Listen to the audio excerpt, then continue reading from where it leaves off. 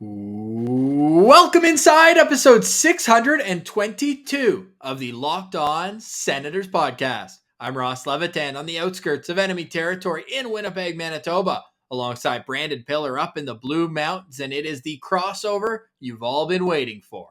We had all three members of the Wally and Methot podcast on video. It gets a little crazy, gets a little off the rails, but I think that's what the people want. We talk about who's going to start the most games in crease, who's going to score the most points, a downtown arena maybe, and a whole lot more. Stay tuned for all that. This is the Locked On Senators podcast, your team every day. Locked On Senators, your daily podcast on the Ottawa Senators. Part of the Locked On Podcast Network. Your team every day.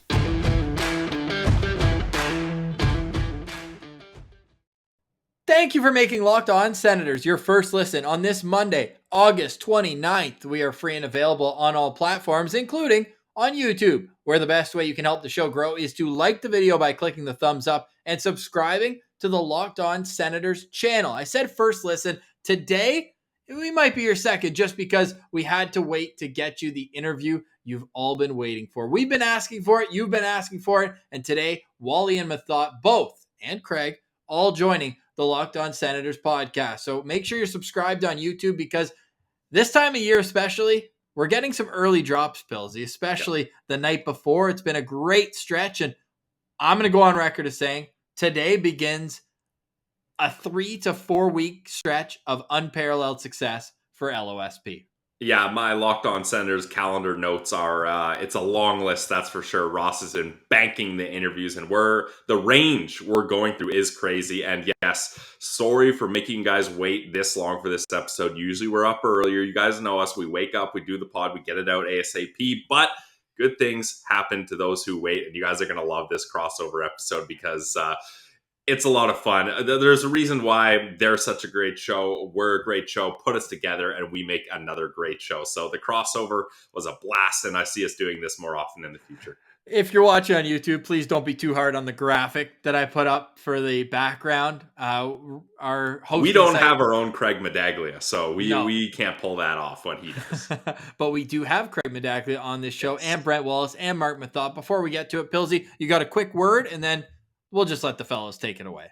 Yes, absolutely. So you're hanging out with some friends and you're putting back a few drinks. Typical Friday, Saturday night before the game, whatever. But a few becomes a few too many. As the evening comes to an end, the game's over, the Sens have won, people are happy, everyone starts to head out. You think you're calling for a ride, but you're like, I'm so close. I can make it home okay. I'm good to drive. It's not a big deal. What are the odds you'll get pulled over anyways is what you're thinking, right? And even so, what's the worst that could happen? Your insurance goes up, you lose your license, you lose your job, you total your car, or you could even cause harm to yourself or other people. It is very serious. Everyone knows about the risk of drunk driving. The results are tragic and can be deadly. However, that still doesn't stop everyone from getting behind the wheel while under the influence, unfortunately.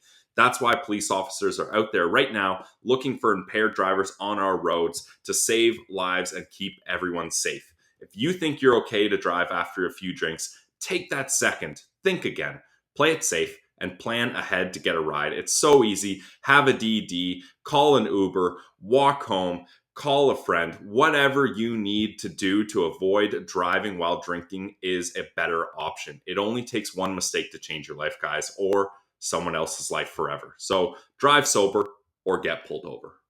Now let's get to our interview with Wally, Meth, and Craig Medaglia from the Wally and Methot podcast. All right, we now welcome three very special guests. Yes, 1, 2, 3. Stick with us here. One's making his third appearance on LOSP. He's covered Senators hockey for the better part of 2 decades. The other just completed a successful transition into media world after a 13-year NHL career that saw stops in Columbus, Ottawa, and Dallas.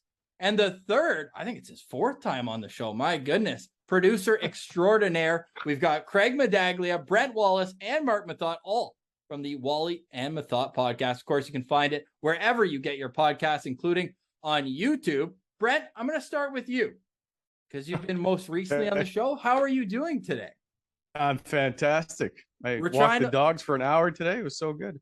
Oh, we're trying to, be pretty clear who we're talking to. This is, of course, I'd say the most people we've had on a Zoom, and I'd say are likely for you guys as well. We'll make the new guy wait. Craig, welcome back. How are you doing? Hey, we were successful last time we spoke to you. We were trying to get Alfie in the Hall of Fame. I was going to say, last time I talked to you guys, we hadn't quite sealed the deal yet. So, but yes, we have, and it's excellent. And good summer since then. Pretty psyched that September this week, boys. That's almost October. That's almost the start of the season. So that's good news. And then we turn to a former teammate of Daniel Alfredson's, Marc Methot. Welcome to Locked On Senators. How you doing, brother? I'm doing excellent, and I'm excited to be here today. Dude, we're fired up to have you. We're going to get into the NHL and the Sens as a whole, but I want to start with the show first and foremost, because we had Brent on right when you guys got started. Of course, you got off to a hot start. We just mentioned Daniel Alfredson, Erik Karlsson. I'd say Meth's Rolodex is probably pretty deep. I'm still waiting for you to get Yogs on, Wally. So until you get then, I don't know if it was a success. But Marc, what would your former teammates have said if you had told them in the locker room in Ottawa that, hey, right after my career, I'm going to be a media guy? Would they have believed you? Well, I want to clear up one thing. Wally does all the recruiting for the show. Okay. Like, I got to give him props there. He's the guy that lures them all in and does the legwork, because I hate begging people. It's shameless. And I'm not saying Wally's doing that, but being a former player is a different dynamic. So props to Wally for doing all that hard work. He's a big reason the show actually works. But no, I mean, for me, the media thing was always something that people talked to me a little about throughout my career, just because interviews were pretty fluid and I was comfortable in front of the camera. But I mean, podcasts, that was never sort of an option. And then, Wally comes around and brings it up to me, and I had a couple offers. A couple people did kind of want to join up with me, and that never really came to fruition just because it wasn't the right fit. And then, of course, with Brent and his extensive experience doing media coverage with TSN, it was a no-brainer, and I was all in. Yeah, definitely can't blame there. That worked out really well, both you guys matching up. Now, what's been the biggest surprise for you going from being a player and hearing all these media guys talk about you guys, and probably they don't know everything like they seem to on TV or on the radio? What's been the biggest surprise for you going from being that player, being talked about and stuff, to now the flip side, you're now talking about players and having to kind of criticize and do things like that? And Pilsy, that was the toughest part. You just mentioned it there at the end, was the criticizing. And I don't like using that word, maybe critiquing to a degree, which is essentially the same thing, but it sounds a little softer. But we try to toe the line, and it's hard, because being a former player fresh out of the game, I still know a lot of guys. Like, we interviewed Claude a couple of weeks ago, and he called me out on the regressing comment that I made about him. And it's like, how do you can't win. And I think right now I'm still kind of in that transition phase where a lot of former teammates are still in the league, and I got to be careful there. But at the same time, I need to be transparent. I need to be open and honest, because if I'm not being myself, and then the show just gets bland, right? So I think it's important to have strong opinions, to be truthful. And Wally's really good at bringing that out of me, because he does so much legwork.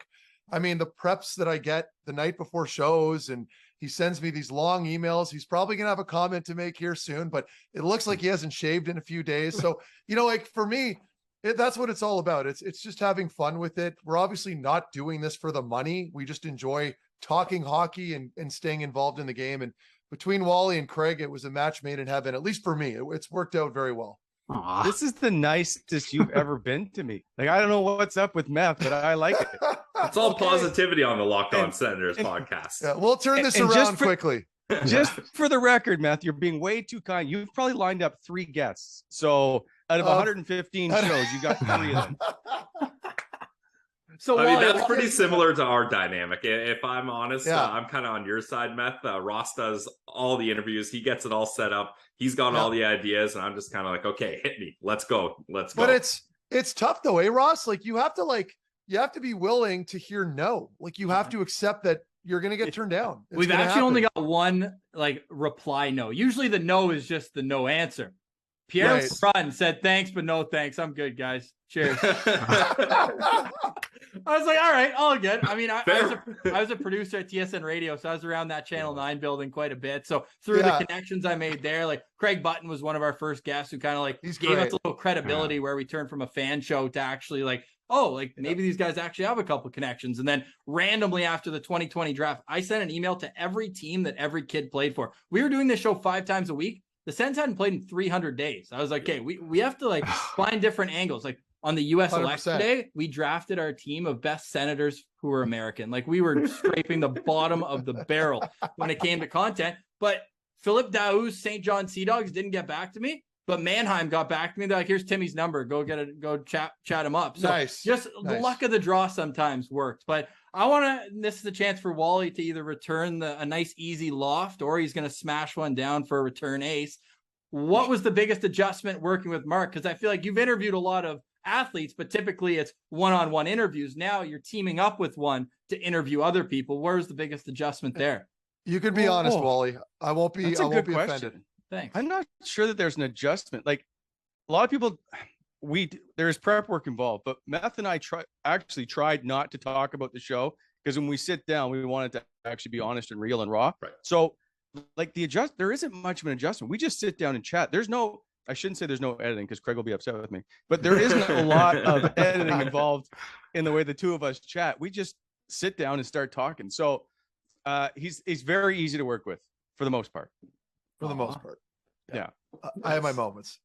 So you mentioned the production aspect. Craig, where is your hand felt the most in terms of the touch of what we see in the final cut? Ooh, probably the video show. Like the video, like that takes the most amount of time. Just like anything over, I mean, I think I mentioned with you guys too before. It's like before with the show, like typically the longest videos I would do was like 3 minutes maybe, and like those were hard, right? So now when you're over an hour, like it takes some time. It takes an eye. Like you have to kind of, it's very repetitious in some places, but you have to like, if you miss something, it's very obvious. So it's the attention to detail that takes probably. But like Wally said, like they kind of just sit and riff, right? So a lot of it's like, oh, they talked about that, I got to go find this, or hey, I know I could grab this. So a lot of it is just like continuing to riff off of what they've already done. That's usually what I do. That's why I just sit there and take notes. Meth, we're going to make this contentious. It's not easy. I want to just make this point. One is, if you don't watch the show and just listen to the podcast, you're missing out because the stuff that Craig does into the show is very well done. And the problem is that Meth and I will sit down and go off on a tangent. So I used to be extremely prepared, way over the top prepared, and it would never get used. And so I'd probably just cause Craig to actually make more work than he probably needed to do. And so I try now to not be as prepared, and it makes Craig at the end have to come in and do more work, but I think it makes the show better. I'm trying not to be as rigid, which is the other side that Meth is. Meth's very relaxed, so we're completely opposite people. I can't make this any clearer. So he gets to, I've had to change and not be less rigid to talk to Meth, and Meth probably had to be a little more in line to put the show together. Sounds familiar, eh, Pills? Yeah, I was gonna say it's very similar to our dynamic, but that's why it works, right? Like if you have two people that are both kind of more ideas focused, sometimes your ideas clash, whereas we can just sit back and say, hey, they're the ideas guys, they know what they're doing, and we'll just shoot the breeze with them. And that's where it works. And you guys have the fortunate side of having a third person to mix in the media aspects and the graphics and all that, like Brent mentioned. Like the YouTube quality is far and above what you get just listening audio wise, and that's where Craig comes in and just kind of puts a polish on your show that just works so well. It's funny. They kind of touched on it there for a second, but the amount of times we're like, all right, this will be easy. 5-10 minutes. We're just going to do this. We'll knock it out. And then they talk for like 40 minutes. And you're like, okay, nice and easy. So, the locked on motto is 25 to 30 minute shows. And if you take a quick scroll through our Spotify, that's the one thing we need to get a lashing every once and again. Now, Marc made a great point. You have to accept rejection. Well, April 18th, 2021, I DM Marc Methot. Hey, what's up, Marc? Ross Levitan here from Locked On Senators. No. It's been great banter having you active on Twitter these days. Would you be available for 15-20 minutes over Zoom? We'd love to feature you in our 300th episode on Friday. Pilsy, what episode is this? I believe we're on 622. So it wasn't that. It wasn't response might be in the mail, eh? I apologize. Oh no, we're just having some fun. No, that's awesome. But we appreciate all the content you guys do. And even like when Brent came on right when you guys started the show, you mentioned you want it to be more of a YouTube like TV show Where's the show going next year? Like what's on deck? Because I remember right at the top, you guys wanted to have kind of a studio made and all that sort of thing. Of course, the pandemic throws a wrench in everything. But what's the plan? What's the expected growth for next season? Great question. We are working on certain things. Just things change and evolve in this industry, or at least it seems to be for us. So we're trying to do some different things. It just, if we say it and it doesn't happen, then people are like, well, why didn't that happen? So we would like to be in a studio. I'd like to sit next to the handsome Marc Methot if I get a chance. But we'll see. The other part is it's obviously easier to sit down, as you guys know, and do a video chat in a moment's notice. So the ease of being able to do it this way is certainly a lot easier to put together a show. But I would like us to be in a studio at some point. Yeah, for sure. That's awesome. I'd like us to do tours. Like there's lots of things I'd like us to do. Just there's a time, there's all that stuff to figure it out. Nice. Meth, back to your transition from playing to media. Were there any other former players, maybe old teammates of yours that you leaned on, guys who had already made that pathway? Oh, no, you know what? I mean, aside from Wally, who helped me out a lot, especially with the TV stuff, guys like Jamie McLennan, I reached out to a lot as well. He was really, really open. I mean, they're all very good people. Most you guys know. I mean, most except people, maybe except for Pierre. I feel bad saying that because he's anyway. Because he came. I say go Cowboys. Will be back on his good side. Yeah, he's a huge fan. I know, but no, I reached out to a couple guys, but Noodles was a big one for me because he was very just like transparent about everything. And the biggest takeaway I got was like, he's like, you're so used to being catered to as a player, when you're traveling, like you mentioned, Ross, when you're at the studio in Scarborough, like when I would go there when I started doing some work and I started with the World Championships, I'm used to going to the hotel and seeing my teammates everywhere. And, we have the PR guys and people are telling you what to do next and everything's catered to like for you. Whereas now he's like, you're your own brand. You have to take care of yourself. You have to, do every little thing that you're not necessarily used to doing. It's now your responsibility.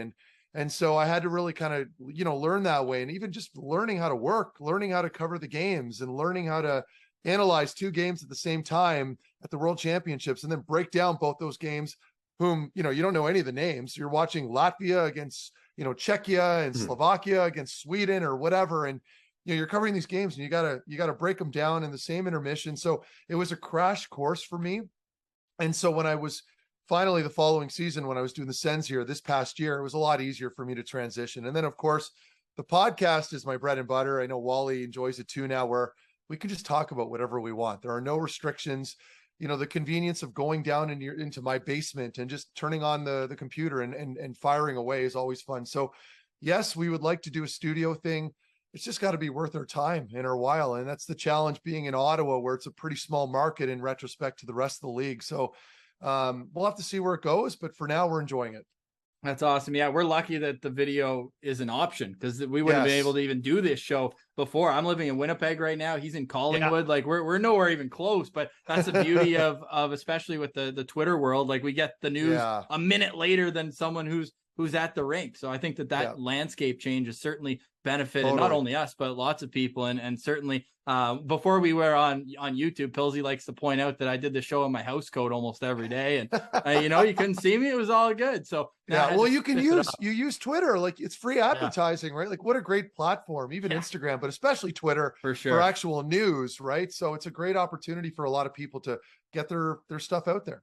100%. This is probably a question for both of you guys. And we obviously got the news and again, hesitant, but more positive than anything, but with the LeBreton Flats and the team moving downtown. Now, the way I want to approach this is with you, Meth, because you were on the Sens the last time that we got a tease of that. Like, I remember it was discussed in the room a lot, or was it too far out of sight, out of mind in the future? Well, Cyril Leader, who I admire greatly, he came by and showed us the proposal in the I guess their little theater room outside of the locker room where we do all the breakdowns and stuff like that. And they brought us all in and they showed us a slide or a little slideshow of it, and we were like amazed. It was gorgeous. Rendezvous. Yeah. And it was beautiful. And it in did look theory, great. I mean, yeah, like none of us were naive enough to believe that we'd be a part of that team outside of maybe a guy like Erik Karlsson or another young superstar on the team. But so, me watching it, I'm thinking like, oh man, like, yeah, I'm not going to be here in 5 years. Like, probably not, at least. And sure shit, I was correct. But no, at the time, I mean, it was gorgeous. We were really excited, but most of us, I guess, to finish my point off, had a pretty good idea that we weren't going to be around for it.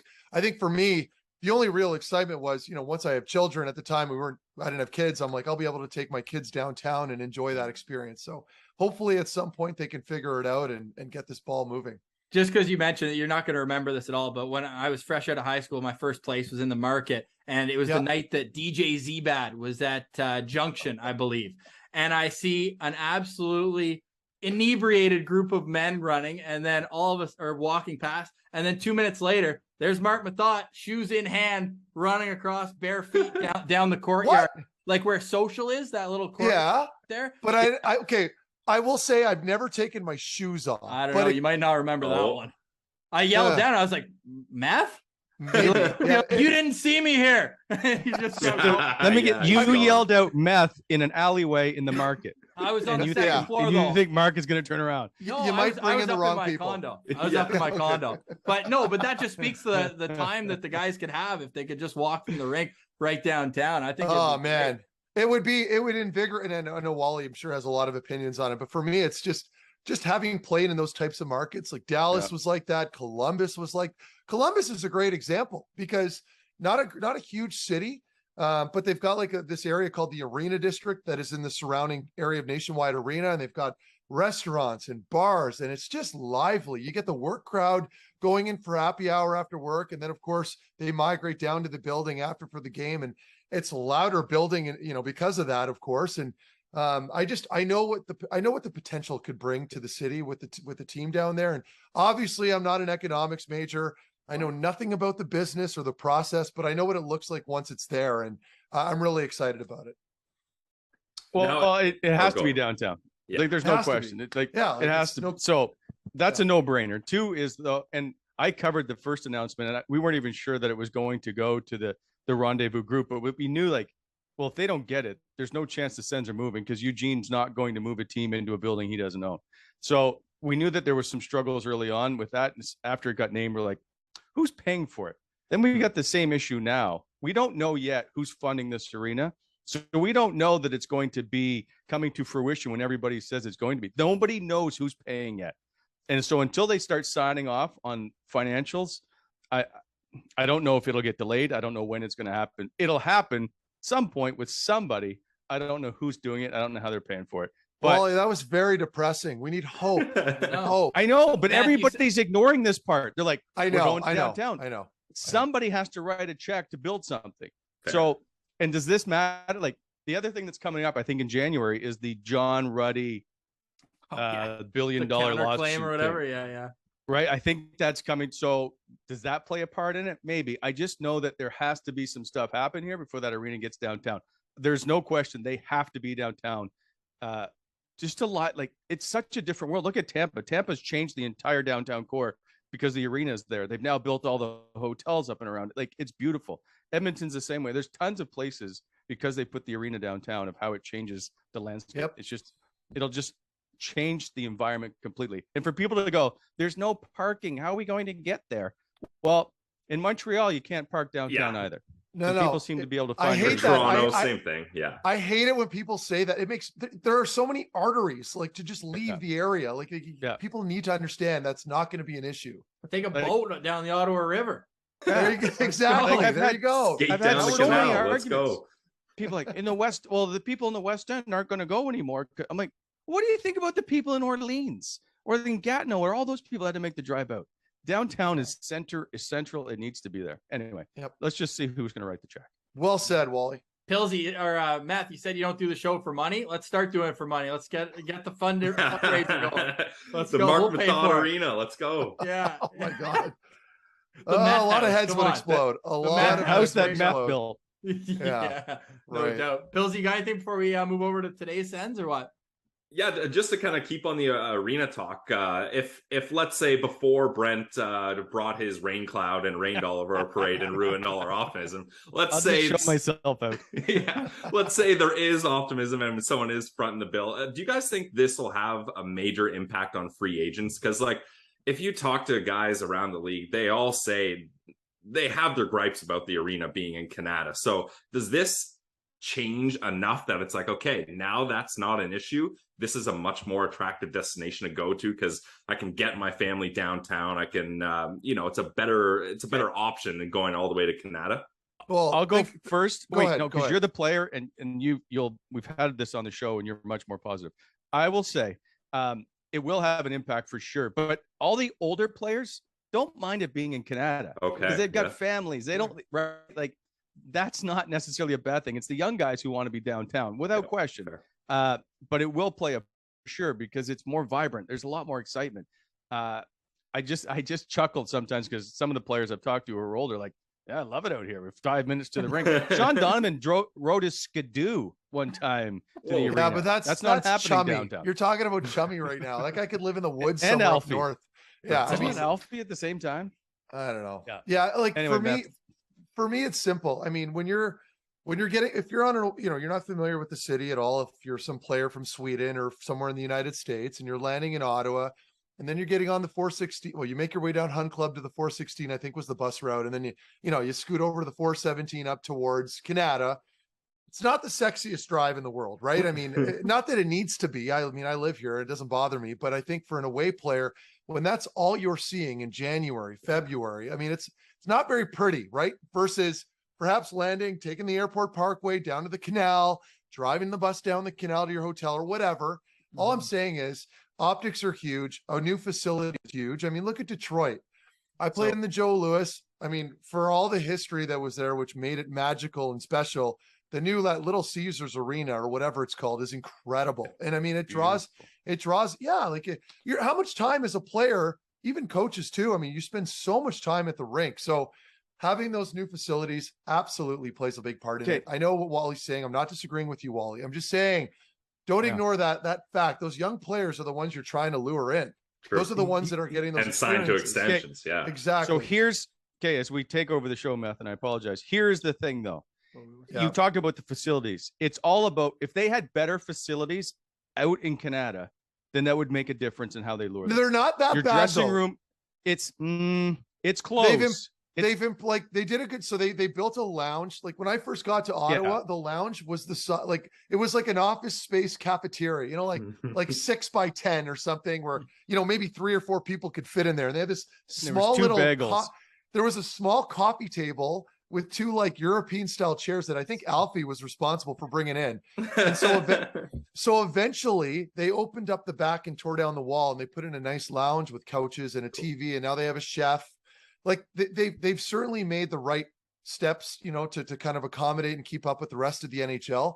But as I said, there's nothing fun about having a practice at the Sensplex in February. Like Eric and I we would wear these turtlenecks, these massive thick turtlenecks that they'd have in an old bin that were probably worn by Yashin and company back, 25 years ago that still happen to be there. So, and your feet are freezing. It's just not fun. Whereas a lot of other NHL teams have a really nice dressing room set up at the practice rinks, like another facility, right? And a separate set of gear. That's what they did in Dallas. It was fantastic. So those are things that will change at some point when the Sens keep up and have a new building. But for now, it's, business as usual. At least it's not Calgary. You guys see Mackenzie Weegar take the tour of that rink? Yeah. That was sad. Yeah. It's awful there. What I want is your Sens takes. And the way great. I want to introduce the today's Senators, of course, we know about the defense. It's not going anywhere, that conversation, Meth. Yeah. If you're still fitting your skates, your knees are all right, come to training camp. PTO, we got you. That being said, my first question, I think the most important, is who has the most pressure on them going into this season? Craig, I want to start with you because you've been the silent and deadly type down there. Okay. Well, here's the thing: I think the answer isn't on the ice. I think the answer is on the bench. If you ask me, who has the most pressure? Ooh, spicy. It's a little spicy. Oh shit! I took Brent's answer. Okay, well, listen, I think it's DJ Smith. I think if they have the same start they've had, like that's the thing, man. We've had one hell of a summer.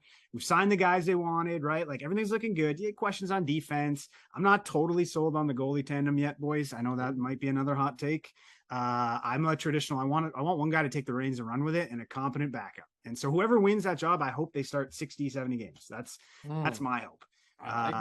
Now you need two good goalies, but again, I don't know. Anyways, I think it's DJ Smith. If they're out of the playoffs by end of November, like what was the point of this last offseason? Honestly, yeah. So I think extra downloads. Yeah, there you go. So I don't know. I don't want to talk about the draft I don't want to talk about Connor Bedard. Like not this year. So I think it starts I'll say DJ Smith, but I'm really talking about like October. I think October is the pressure. I like that. Well, and Brent, I want to get to you next, but I looked up the other day. DJ Smith is the 7th longest serving head coach in the NHL right now. Yeah. That blew my. He's coached one full 82 game season. I couldn't believe that. Crazy. I like DJ too, by the way. I'm not saying we should get rid of him. I'm just saying. I think no. I'm not saying we got it. No, I love him. You don't like DJ. him. He's good. He tried to give me a nickname. Pretty obvious. You don't like him, Craig. It's pretty obvious. No, I like DJ. He's good shit. I was actually the first one. I met him when he came into the building. He spilled coffee on his tie. We had to like stop and fix his tie and everything. I like DJ, man. He's a good guy. People's coach. So. No indoor voice on that guy though, eh? No. So yeah, I hope. Listen, man. Like I said, I hope it works out. Like I think he's the guy that can motivate those bottom 6 and the bottom D. Like he's the guy that brings those guys up. So the core seems to love him too. Yeah. So Brady loves him from the outside. From what we see, yeah, for sure. Yeah. So I don't know. I hope it works out. But again, I like that. That's the concern, I think. Brent, you gonna double down, or are you gonna hit us with the second? Whoever was second on your list there. Well, I mean, DJ Smith is the focal point. There's no question. I'm gonna look at maybe Thomas Chabot. Okay. I think he needs the bounce back year. If he gets a competent player to play with on a regular basis on his right side, I think we need to see more from Thomas Chabot than one goal. He's just the pressure is always on him, especially if you play 30 minutes a night. I just think there needs to be more consistency.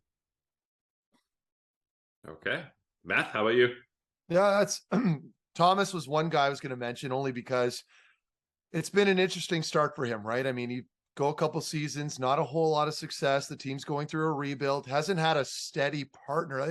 I mean, the one guy was Zub, right? And then at some point you got to start splitting them up a little bit because you're top heavy. And anyway, I'd like him to take a step forward. And we all love Shabby. I love his attitude.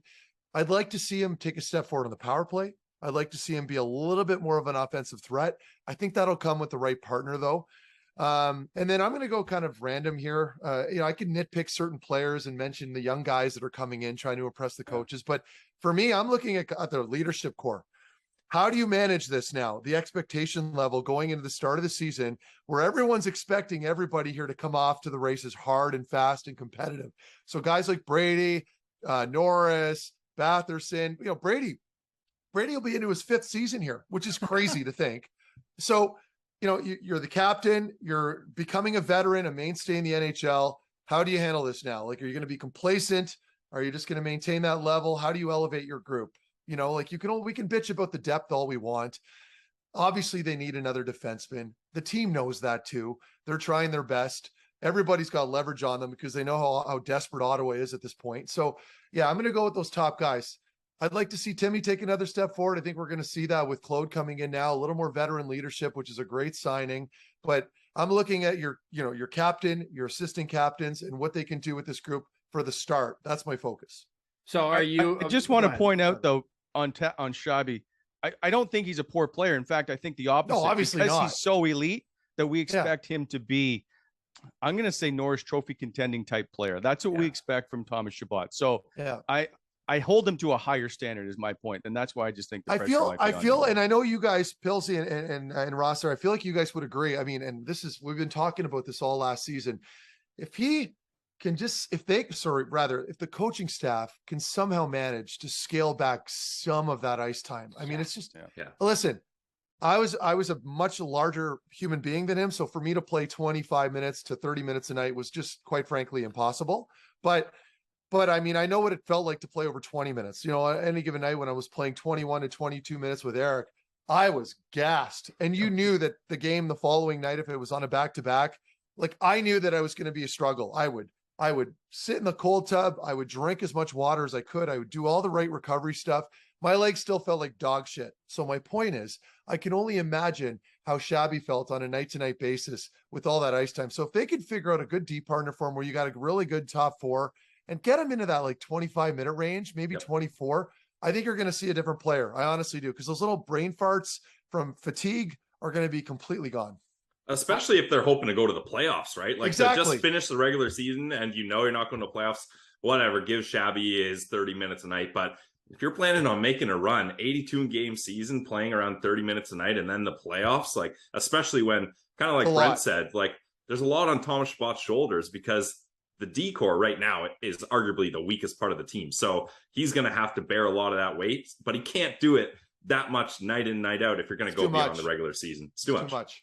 Couple strange stats here. One, and of course, I think this was a lockout protection at the time, but Chabot's making $4 million in real money this year, less than Nikita Zaitsev. Crazy. A weird anomaly there. Of course, he then goes up to 10 million the next couple of years. So I'm sure he'll be fine. He's not, looking at his checks too difficult, but also, and this is going to be a welcome change. The Sens only have 2 sets of back-to-backs until January, which is really, Yeah, 2 sets. In February alone, they have 3. So it will get a little bit more difficult. And 2 of those 3 sets of back-to-backs are 1 home, 1 road, which I'm assuming is a little bit harder to play. But 2 sets of back-to-backs, and they're both in December, and one of them is both at home.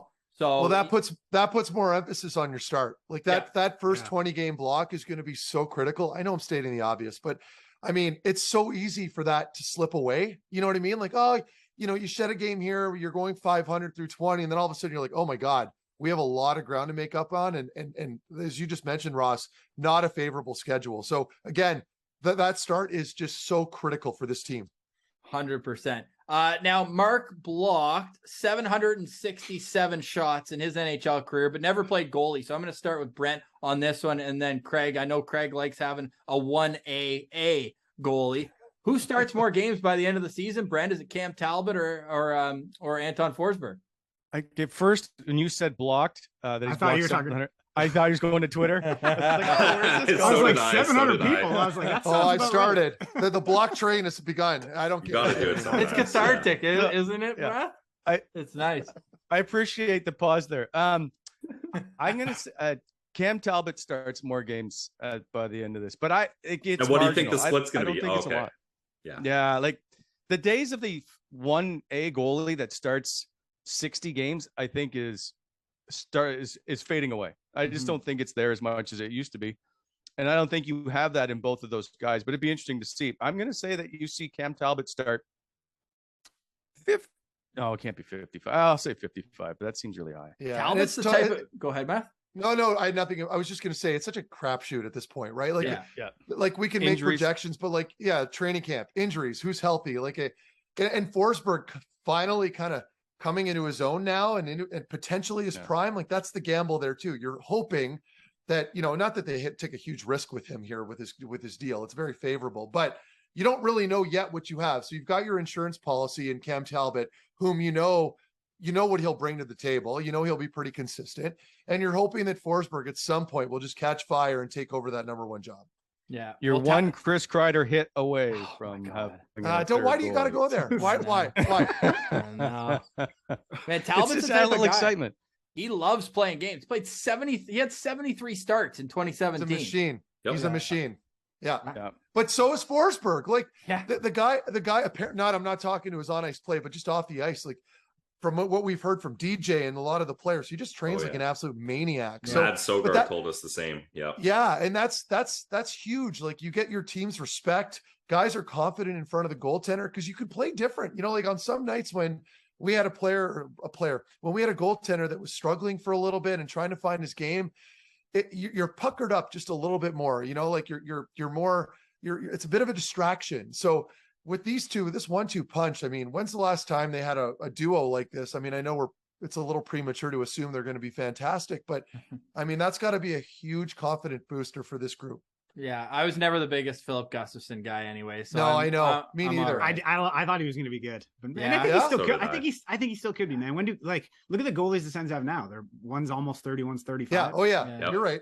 Like goalie, like he could be somebody's Anton Forsberg in 3 years. They're gonna pick him up off waivers and he puts it together and there you go. It could be the Sens guy. I don't know. Like that's a strategy people definitely use. Craig, should we put a little something on who has the better career? You take Gus, I'll take Dax.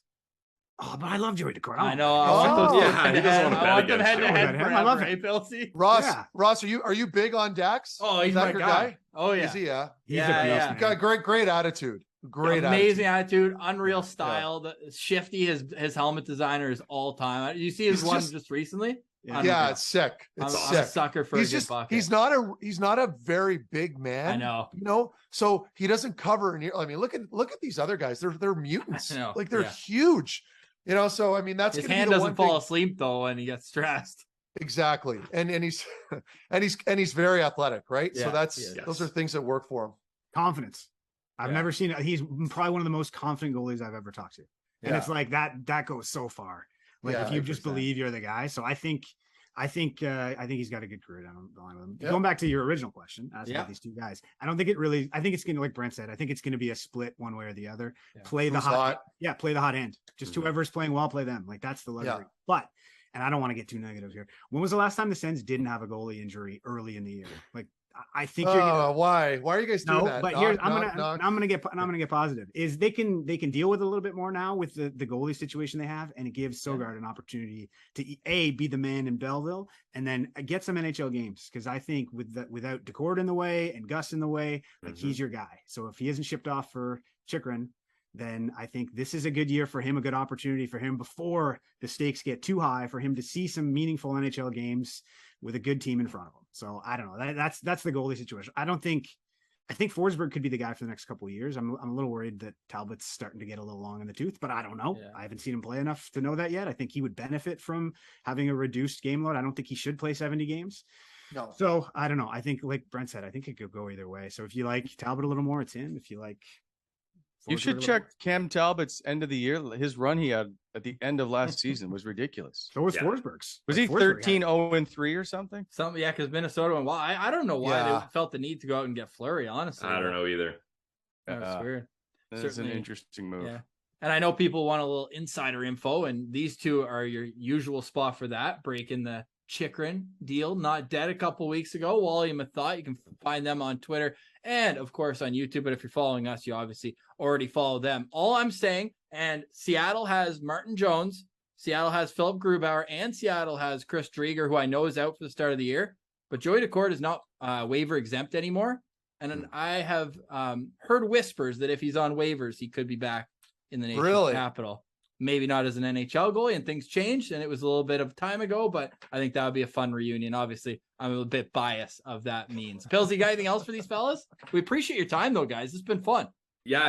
I'll just do one more quick, fun conversation we can snap around as well. And I think who's going to score the most goals is a shorter conversation. So I'll flip it to who do we think the number one point leader will be for the Ottawa Senators, because you can go so many different directions with this one. So I'm interested to get your takes. Let's start with Meth. Since you gave the big sigh there, I want to put you on the spot. Exactly. Anything I mention is it's a tough call. Like it's going to depend on their structure for the power play, right? So fair, yes. Your first unit's going to get far more opportunity than any other. So if you throw G up there, which I don't think he'll be on the top unit, at least not to start, because I don't know. They've got so much chemistry with Norris, Tkachuk, and Bath right now that it's like, you don't want to break that up, and they're just cohesive. So. Yeah, and Norrie's going to pot a lot of goals. That's his bread and butter. So I still leaning on him for goals just because he's got that automatic one-timer. Point total's tough. I could say Tkachuk because he just gets so many dirty goals and he's catered to on the power play that might be a hot take. I still think that Stützle's going to blow up at some point here. It's a matter of time. Mm-hmm. I know I'm delaying right now. No, it's all good. What I'm doing. It's all good. I might even get you off track here because I'm curious. You're a guy who's been in the room. Now, is there something to be said for keeping guys who play together 5-on-5 together for the power play or special teams, I guess? I think so, because you know each other's tendencies, right? Like, so every little detail when you're lining up on the half wall or even for defensemen, but mostly with forwards on the power play, when you're snapping that puck around, either you're in the bumper spot or wherever you are on the ice, everything just starts to become second nature and automatic, right? Like you're just getting used to getting into that groove. So I could be wrong. He might switch things up and kind of throw different units out there when one is struggling, but I think it'll be automatic to see those top three together. And it's absolutely an advantage. I just don't know. I don't understand why you don't like Claude Giroux more. What do you mean? Yeah, why do you hate Claude Giroux, Matt? Yeah. Geez, I'm friends with him. Like we've known each. No, but like, you know, and I got someone posted something to me here on Twitter just before we got on. It was about the video that Craig posted when I made the comment that G was regressing in his game.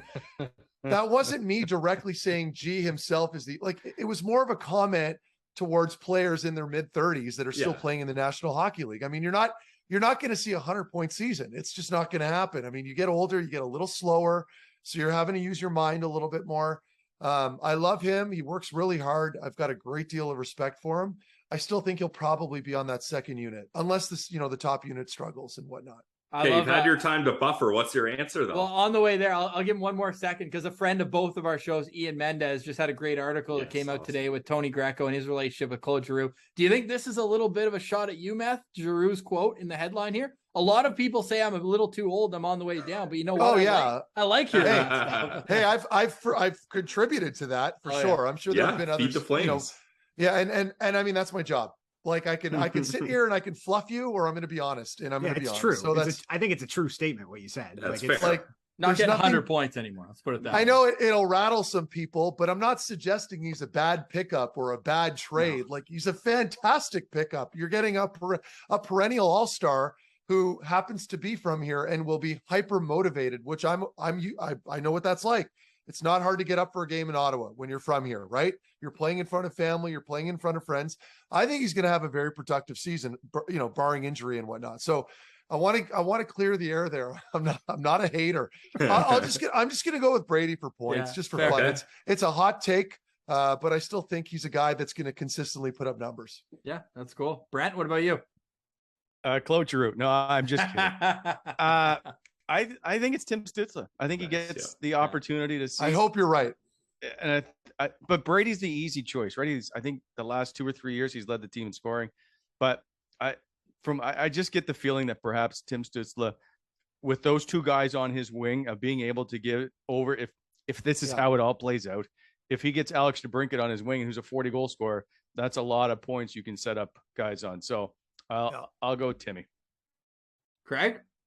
Well, I mean, it depends on a few things, but I'm gonna say Drake. I'm gonna say Drake Batherson. He was on pace to lead the team in scoring the last couple of years. Great call. He just gets hurt. It's just, can he stay healthy, and is there going to be any distractions to start his season? Like those are the concerns there. But skill wise, I think he's the most skilled player on the team. Like I think he can score, he can pass, he can shoot. He's going to be playing smooth. Wait a second. Smooth. Yeah, you think he's got more individual skill than Tim Stützle today? Yes. I think he can play the NHL game better than Tim Stützle today. I mean, he's significantly older. Like he's bigger. What the difference is that Stützle is an incredibly dynamic skater. Mm-hmm. They're both very skilled, right? Like obviously, but I get what Craig's saying. Like I think Batherson just has a little more patience with the puck right now. That goal against Washington last year, where he just held. Yeah, it's stupid. I think his vision is like next level. Yeah. Like he thinks the game at a really high level. It's not a shot. He's such a good player. I think he's good, but Stützle, he hasn't done it for an entire season yet, and neither has Batherson. But I mean, he's done it in the AHL. He showed it every time he's played in the NHL. He's got to stay healthy. So that's the thing for him. So I'm gonna take Drake. Plus, I didn't want to say your answer, Brent. I'm trying to. I mean, I think Stützle could be the guy. Who do you guys have? Yeah, I mean, initially I want to say DeBrincat, but then you think for every goal he has, there could be as many as 2 assists. So that's where Timmy might get a bit of a head start. And there's no Patty Kane here. I'm not saying Patty Kane's the all end all, and DeBrincat's very capable. Yeah, but like it's funny when they picked him up. I remember looking at the highlight reel on they were running, and it was all Patrick Kane with like nasty setups on 2-on-1s and stuff. But I'm not trying to take anything away from Alex. I mean, I know he's going to be a good player, right? Because people said that in junior too when he was with McDavid the first year, and then he went and did even better without him. Now did it again, the OHL. Now, I have to follow up with this because again, Matthew, you're a guy who's been in the room. Is there something to be said if Timmy's playing with DeBrincat and practicing with him every day? Does it do much that DeBrincat can be like, hey, Timmy, like this is what Kane does here, and try to have him implement that into his game? Or as a fan, am I overblowing that? No, well, I don't know about the Kane references, because as a player, you certainly don't want to take anything away from your teammate by suggesting that, well, what does Kane do? Like, you want to put the focus on him and what he's capable of. But I think between DeBrincat and Giroux and Stützle, like you've got finally 3 legitimate second line players, right? Like, you could make an argument that they can play on the top line, obviously. But yeah, I think that the fact that they've got a little experience as well, they can work with Timmy and they won't be shy to speak to him and tell him what they think. And I think Timmy will have no choice but be receptive towards those comments, right? If we see Timmy do a couple spinorama assists early in the season, we're going to go back to that and say, yeah, I think DeBrincat told him what Kane does to be successful.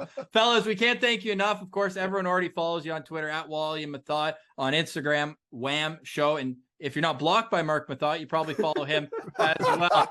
All that to say, if you want to get caught up on anything offseason related, they've already had Claude Giroux on, Alex DeBrincat, and a lot of other great stuff. So you're already following them. But Brent, Mark, Craig, really appreciate you guys. I feel like we should get this done maybe every quarter. Do something, a little catch up. We'd love to have you. We'd love to. Yeah. It's awesome. Thanks, guys. You guys are doing great work too. We appreciate it.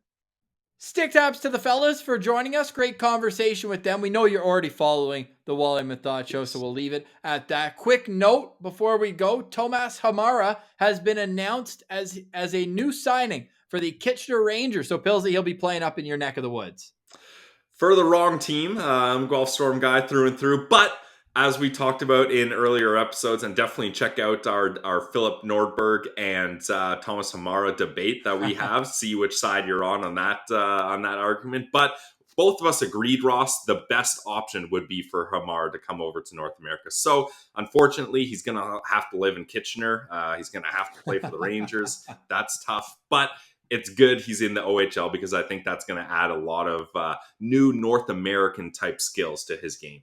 And another note, Alex DeBrincat is boots on the ground. He's arrived in Ottawa. We've got a few people making the trip out to the Sensplex to watch these skates, and why not? You've got 2 of the top 5 prospects for my money outside of the NHL, Mason McTavish, Jake Sanderson. We saw Erik Karlsson's there, Jean-Gabriel Pageau's there, Tyler Boucher is there, and now Alex DeBrincat has joined the fun. So, I mean, I'm pretty sure they skate every day at 11 or noon. I think it was what I'm gathering from Twitter. So, hey, if you're in the neighborhood, I mean, that's a pretty fun skate to go check out if you're itching for hockey. And also, if you're itching for hockey content, head over to our YouTube page. We're still on 3 episodes per week. However, we are putting out an extra video each day, 7 days a week on our YouTube page, including the Behind the Blog series that we started and will continue, and our organizational value rankings, where the next video, Tier 4, will come out tomorrow. But for today, we say goodbye. For Brandon Piller, for Marc Methot, for Brent Wallace, and Craig Medaglia, I'm Ross Levitan. This has been the Locked On Senators podcast, your team every day.